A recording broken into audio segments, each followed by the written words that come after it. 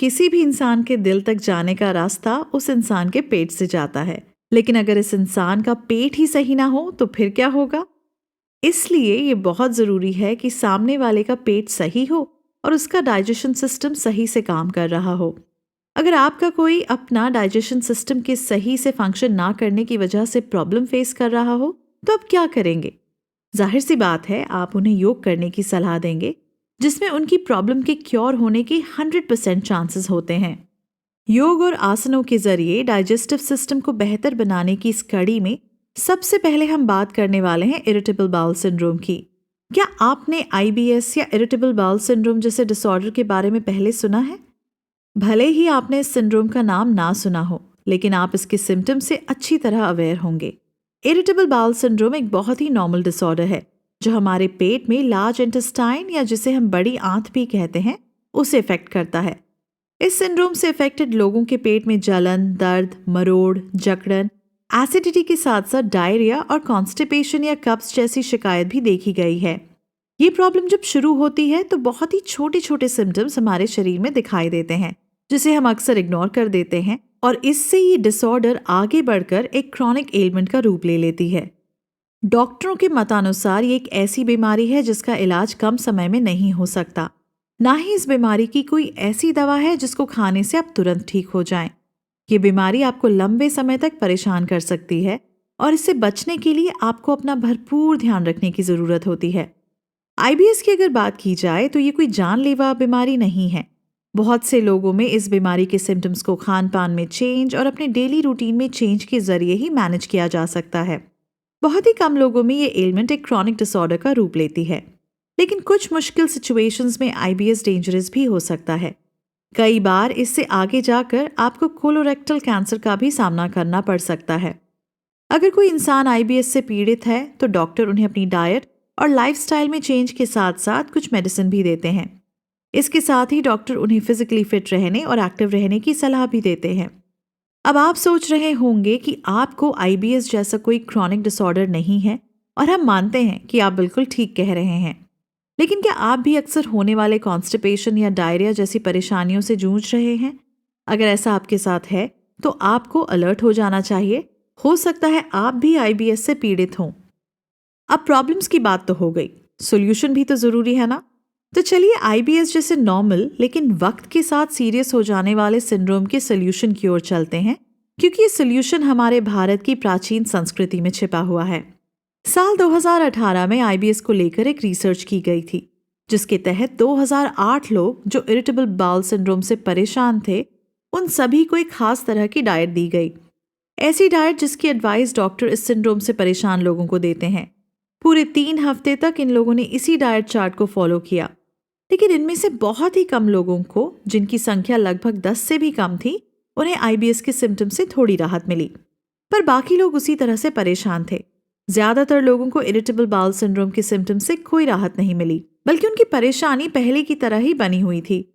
इसके बाद इसी रिसर्च के अंतर्गत इन सभी आईबीएस से पीड़ित लोगों से 12 हफ्ते तक योगा प्रैक्टिस करवाई गई। 12 हफ्तों के बाद इंस्पेक्शन के दौरान पता चला कि 208 में से ज्यादातर लोग आईबीएस के सिम्टम से राहत पा चुके थे। उन्हें अब तकलीफ बिल्कुल ना के बराबर हो रही थी। रिसर्च ने यह प्रूव कर दिया था कि इरिटेबल बाउल सिंड्रोम जैसे नॉर्मल लेकिन क्रॉनिक डिजीज का इलाज योगा और आसनों के जरिए संभव है। इससे पहले भी 2016 में इसी तरह का रिसर्च किया गया था, जिसमें इरिटेबल बाउल सिंड्रोम और दूसरी पेट की तकलीफ से परेशान लोगों को 16 वीक्स तक योगा प्रैक्टिस करवाया गया था। इस योगा प्रैक्टिस के बाद इनमें से ज्यादातर लोगों ने अपनी तकलीफों से राहत पा ली थी। इसी रिसर्च में कुछ लोगों को योगा अभ्यास के जरिए पैदल चलने का अभ्यास करवाया गया, और 16 हफ्ते बाद योगा अभ्यास और पैदल चलने वाले लोगों को कंपेयर करने पर यह पाया गया कि योगा अभ्यास करने वालों को पैदल चलने वालों से ज्यादा फायदा हुआ। लेकिन इसका मतलब ये बिल्कुल नहीं है कि पैदल चलने वालों को कोई फायदा ही नहीं हुआ था। उन्हें भी फायदा हुआ था, लेकिन योगा अभ्यास ने इस फायदे को कई गुना ज्यादा बढ़ा दिया, जिससे ये बात साबित हो गई कि योगा अभ्यास पेट से जुड़ी परेशानियों को और डाइजेस्टिव सिस्टम को स्ट्रांग बनाने में सबसे ज्यादा मदद करता है। इन दोनों रिसर्च के बारे में जानकर आप ये समझ गए होंगे कि इरिटेबल बाउल सिंड्रोम जैसी डाइजेस्टिव सिस्टम डिसऑर्डर को योगा अभ्यास और आसनों के जरिए आसानी से ठीक किया जा सकता है। लेकिन इसमें सबसे ज्यादा इम्पोर्टेंट और गहराई से समझने वाली बात यह है कि योगा अभ्यास कोई एलोपैथी मेडिसिन की तरह बिल्कुल नहीं है कि एक हफ्ते तक लिया और कई महीनों तक राहत मिल गई, या एक छोटी सी गोली हर रोज ली और आपको बीमारी से आराम मिल गया। एलोपैथिक मेडिसिन जहां एक और बीमारियों को ठीक करती है, वहीं इसका कुछ ना कुछ नेगेटिव इम्पैक्ट भी हमारे शरीर पर जरूर डालती हैं। इसलिए आजकल लोग दवाइयों से दूर हटकर नेचुरल तरीके से खुद को ठीक करने पर ज्यादा भरोसा करने लगे हैं। यही नहीं, हेल्थ एक्सपर्ट भी यही सलाह देते हैं। आपको ये समझना होगा कि योगा अभ्यास एक कंटिन्यूअस प्रैक्टिस करने वाला प्रोसेस है। ये एक ऐसा प्रोसेस है जिसे हम अपनी डे टू डे लाइफ में शामिल करना बहुत ज्यादा जरूरी समझते हैं।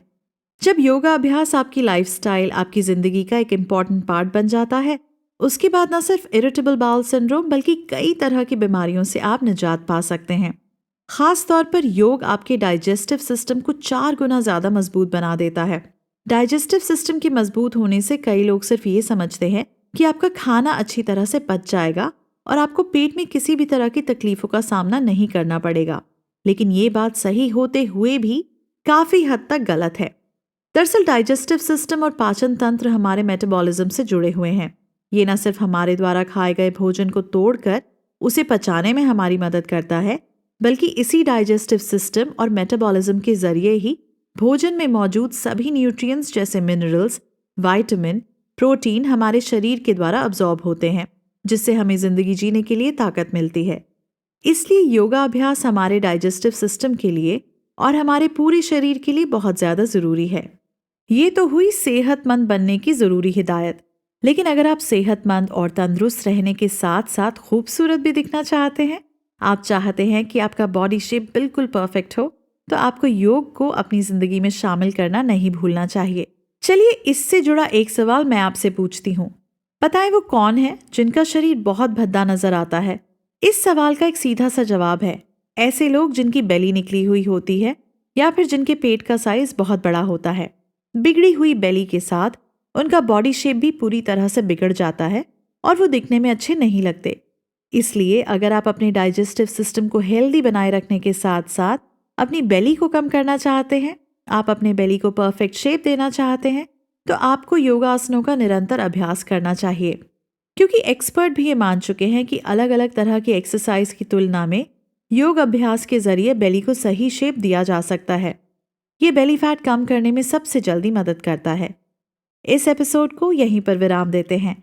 अभी तक हमने जितनी भी बातें की हैं उसके जरिए आप ये तो समझ चुके होंगे कि योग आपके डाइजेस्टिव सिस्टम और मेटाबॉलिज्म पर कितना अच्छा असर डालता है। साथ ही IBS और ऐसे ही दूसरे डाइजेस्टिव सिस्टम से जुड़े रोगों को योग के जरिए आप आसानी से दूर कर सकते हैं। आगे के एपिसोड में आप जानेंगे कि वो कौन से जरूरी योगा मेथड्स हैं जिनके जरिए आप अपने डाइजेस्टिव सिस्टम को और बेहतर बना सकते हैं।